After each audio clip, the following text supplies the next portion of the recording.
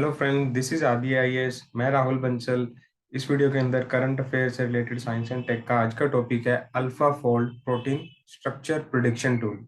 Alpha fold basically एक artificial intelligence का tool है। अब ये किस कॉन्टेक्स्ट में हम डिस्कस कर रहे हैं?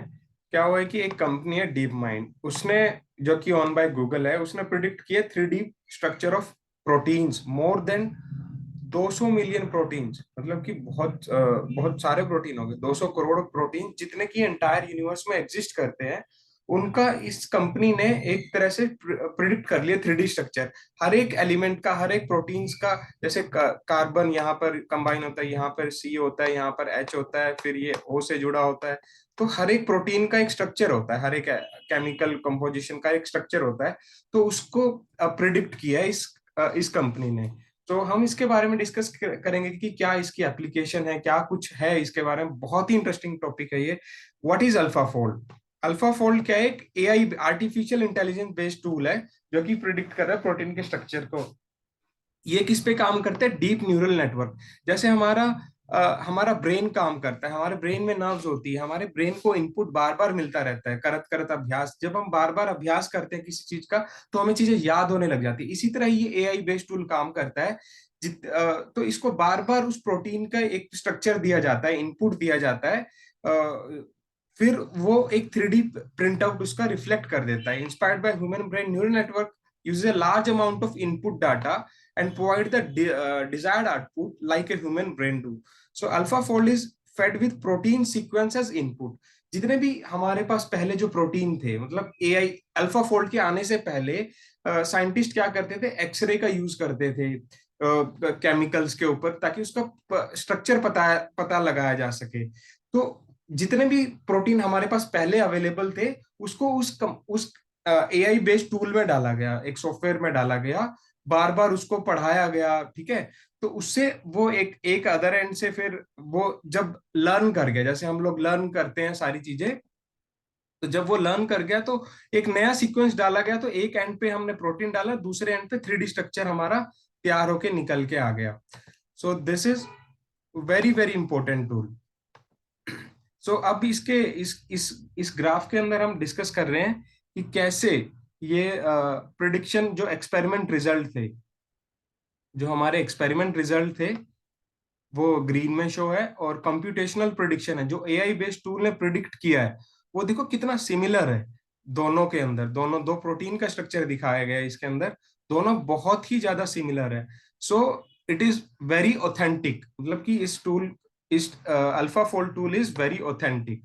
अब हम देखते हैं कि अल्फा फोल्ड काम कैसे करता है। That is very important. Alpha fold कैसे काम करता है? इसको ट्रेन किया जाता है, इसको लर्न करवाया जाता है, रीट्रेन किया जाता है। जैसे हम बोलते हैं ना, बार बार किसी चीज को फीड कर दे, तो कंप्यूटर भी बार बार सीखने उसको फीड करते हैं, तो वो एक पैटर्न बना लेता है न्यूरल नेटवर्क, बैक ट्रैकिंग से।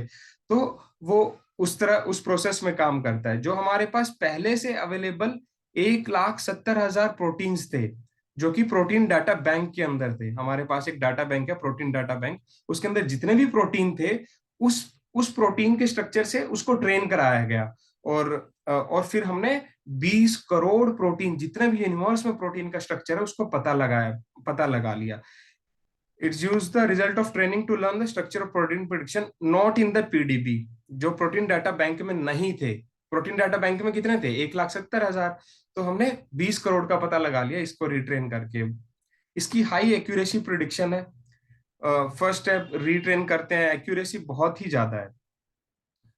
So AlphaFold has predicted structure of entire 214 million sequence in the universe protein resource। जैसा मैंने बताया कि यूनिप्रोट, जितने भी हमारे पास प्रोटीन्स हैं यूनिवर्सली एप्लीकेबल हो सकते हैं, उसका हमने स्ट्रक्चर पता लगा लिया है।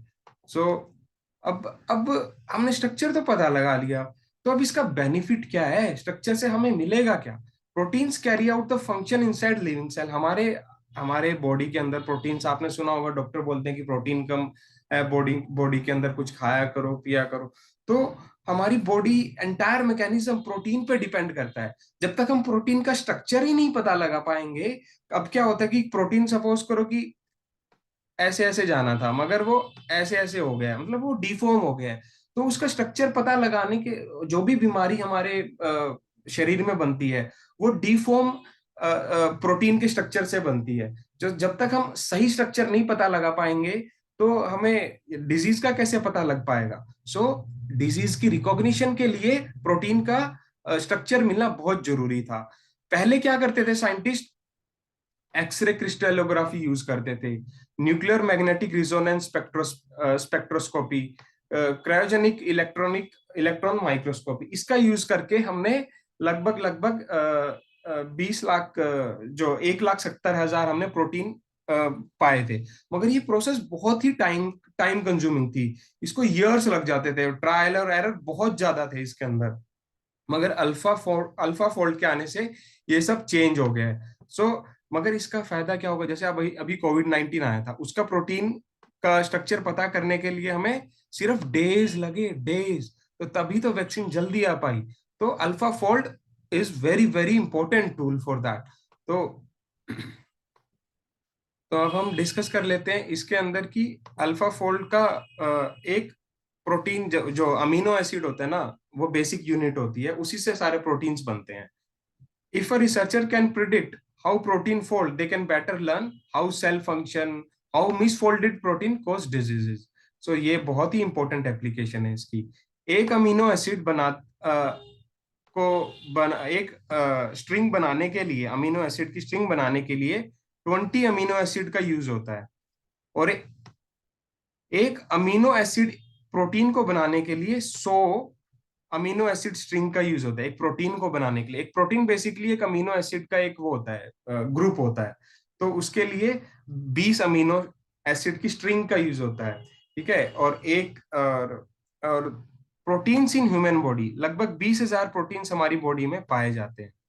हमारी बॉडी में 20,000 प्रोटीन्स पाए जाते हैं, near about. Distinctive protein found on earth, लगभग लगभग 20 करोड़ प्रोटीन हमारे अर्थ पे पाए जाते हैं। Over 200 millions are known, each protein has a unique 3D shape that determine how it works and what it does.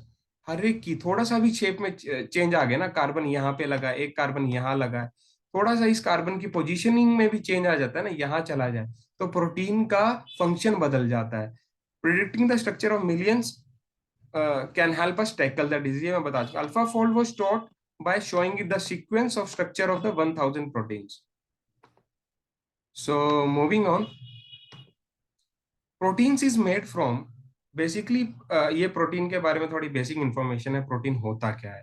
Protein is made from 20 plus basic amino acid, जैसा मैंने पिछली वीडियो में बताया। हमारी बॉडी के अंदर प्रोटीन ऐसे ऐसे ऐसे स्टोर नहीं होता है, हमारी बॉडी बनाती है। जो हम फूड खाते हैं, जो भी हम कंज्यूम करते हैं, उससे बनाती है। तो 9 अमीनो एसिड है जो हमें फूड से मिलते हैं।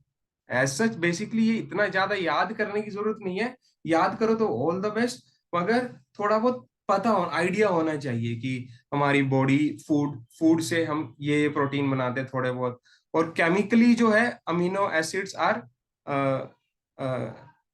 Organic compound made from carbon, hydrogen, nitrogen. और थोड़ा बहुत देख लेते हैं amino acid, histidine, isoleucine, leucine, lysine, ये सारे हमें थोड़ा बहुत आइडिया होना चाहिए, एक दो याद कर लो बस, ज्यादा नहीं है। There are 7 type of protein. अब आपने सुना होगा एंटीबॉडीज नहीं है बॉडी के अंदर कोविड के दौरान, तो वो उसकी लड़ने की क्षमता कम हो गई है, तो जल्दी मर रहे हैं बंदे।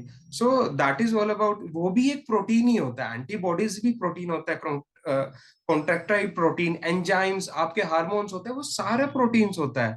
तो बेसिकली जो भी स्टोरेज वो होती है आपकी बॉडी के अंदर, so that is all about the protein. So इस वीडियो में इतना ही। Please do like and subscribe to this channel, and जो भी आपको लगे कमी है प्लीज कमेंट हमें बताइएगा, और नेक्स्ट टॉपिक आप कुछ देखना चाहें तो हमें वो भी बताइएगा। Thank you.